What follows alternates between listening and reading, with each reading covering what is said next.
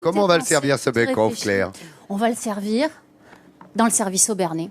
Tout Service simplement. Aubernais. Ouais. Alors le service Aubernais, je vais vous expliquer ce que c'est parce que c'est pas forcément connu dans le reste de la France, mais ici en Alsace, c'est très important le service Aubernais. Ça fait partie du patrimoine. En fait, c'est un ensemble de plats de service, d'assiettes, de plats de décoration composés de 52 éléments précisément. Tout ça qui représente des scènes de village, des maisons à colombage, des personnages alsaciens d'époque 1900. Elles ont été réalisées par un certain Henri Lux, un dessinateur au tout début du XXe siècle. On en trouve dans les familles, elle se transmet même de génération en génération. Ça a longtemps été fabriqué à Sarreguemines. On en trouve aussi dans les Windstube. Et pourquoi ça s'appelle le service Aubernais? C'est ce qu'on va découvrir.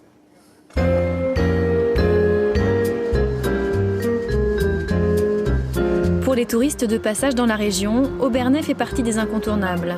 Son vignoble, ses remparts, son centre-ville typique. Mais si la ville est si chère au cœur des Alsaciens, c'est grâce au service qui porte son nom, le service Aubernais. Au début du XXe siècle, un aubergiste de la ville a le coup de foudre pour une série d'assiettes produites à la faïencerie de Sarreguemines. Il commande tout un service, d'où le nom de vaisselle Aubernais. À l'époque, pas question pour lui d'opter pour un service blanc traditionnel, ce sera le service Aubernais, et non, ce n'est pas démodé. Pour moi, c'est évident, on est dans un restaurant alsacien avec un service alsacien, ça va de soi.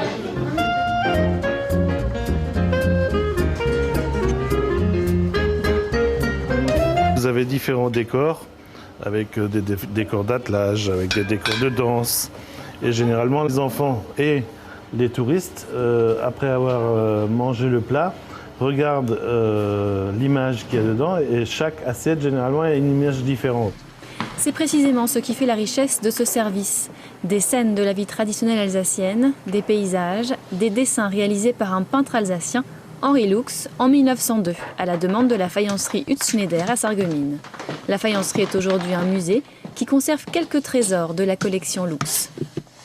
Celui-là, il a de particulier que c'est le service qui a été offert à Raymond Poincaré, donc président de la République, donc après l'armistice de 1918. Donc il est venu en août 1919 à Sarreguemines et la faïencerie donc, lui a offert un service Aubernais. Le peintre alsacien réalise 52 motifs différents qui ornent assiettes, tasses ou encore soupières. La vaisselle produite à cette époque et signée Henri Lux est aujourd'hui très recherchée. Elle se transmet de génération en génération dans les familles alsaciennes. Fernand de Gastebois, lui, s'est carrément passionné pour ce service et ses dessins. Il possède à ce jour 300 originaux signés du peintre. Là-bas, c'est le premier qu'il a envoyé à Sarreguemines, mais en couleur bien sûr, et ça a été reproduit sur une assiette.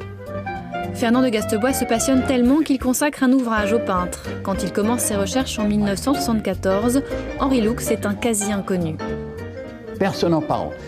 Tiens, je vais essayer. Et j'ai commencé. Je me connais, je dis, bon, ça va durer 15 jours, ce sera qu'un feu de paille. Et vous voyez, le feu de paille n'est pas encore, il brûle toujours. J'ai réussi à faire donner le nom de Henri Lux à une rue à Ostwald, à Strasbourg. C'est n'en parlons pas, etc. Et ça, vous savez, ça me fait beaucoup de plaisir, beaucoup de joie. Henri Lux meurt en 1907, sans gloire et désargenté. Un siècle plus tard, sa vaisselle continue d'être produite à la faïencerie de Lunéville-Saint-Clément et continue d'être collectionnée. Alors voilà, vous voyez comme quoi ce Henri Lux, en fait, c'était un fils d'instituteur et il n'était pas bon à l'école, il aimait que le dessin et vous voyez la carrière qu'il a fait.